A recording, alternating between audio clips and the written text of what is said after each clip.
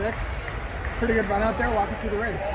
Yeah, going into this, I feel like wasn't as good of a lineup as last year, but I somehow was able to pull it together in the last mile. I think that was the pace was perfect. Only 11 people in the race, including the pacers. That makes for a great 5K to try and run the standard here for you. So that's fantastic. And then, you've raced, I guess, somewhat sparingly this indoor season. What is sort of the plan leading up to this, and then the racing plan moving forward for you? I initially planned to race a few more times, but I was glad to get in 2 races at Husky, and then this one now. And honestly, after this, I'm not entirely sure what my plan is going to be, but indoor's done for now, so I'm excited to run some outdoor races. That'll carry me through the summer. So. Why did the plans change? A few random hiccups came up, just unavoidable things, so it is how it is sometimes, but got right back to it, and stay committed in this race. So. And fully healthy now, everything's going smoothly? Mm-hmm. Yeah, very happy with that. Everything is going pretty well. Did you think about running USA Indoors at all, and if why didn't you run that? I kind of wanted to prioritize the standard here. The indoor meet would have definitely been a fun one to run, and it was really cool to watch, but it's kind of nice to get the 5K standard out of the way, so this was our priority leading up to the end of the indoor season. And you looked, pretty strong that last mile. You kind of got a gap there. Were you planning on taking off at that point, or was it just you were feeling good, so you went for it? Walk me through that. I didn't feel amazing, but I got committed to a pace and kind of saw what I had left. So it's kind of cool to have the wave lights here actually, because I don't think that's been here in the past. And when I saw that getting away, I was like, oh man, we got to run the standard. So I went and hung on to that. Yeah. And how did you feel about that mile you ran in Seattle a couple weeks ago, the 350? I was really happy with that. That was I've been waiting to run a fast sea level mile, so that was fantastic, perfect timing for this 5K. So I was really happy with it.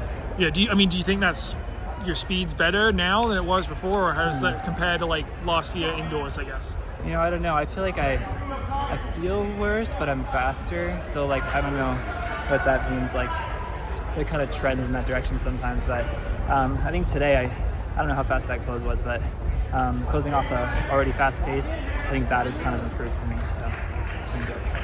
What are your goals 2025, first year as a pro? I think the U.S. trials or the USA meet is definitely the first thing, my primary goal this year, and then hopefully Worlds following. In 5 and 10, or just what are you thinking? Hopefully 5 and 10, yeah. Okay. Yeah. It's almost exactly a year after you were here last, setting the NCAA record. Have you reflected a little bit on just what a crazy year it's been since then? Yeah. It's been crazy. My last race before the races that I ran at Husky was the Olympics, so it's kind of a crazy transition from that year that just seemed to escalate the whole time, then taking a stop, and now starting and ending my indoor season kind of at the same time. So Brandon Blanks talked a little bit about how being a pro versus being a collegiate, you get to be more selective with your races. Do you feel like that's a benefit to going into this year, that you've had the opportunity to kind of plan a little more long term? Yeah, I definitely think so. I think there is something about the college season, having race after race, getting you you're always in that environment and you're always ready for it. So there was a bit of a transition with a long fall of just training.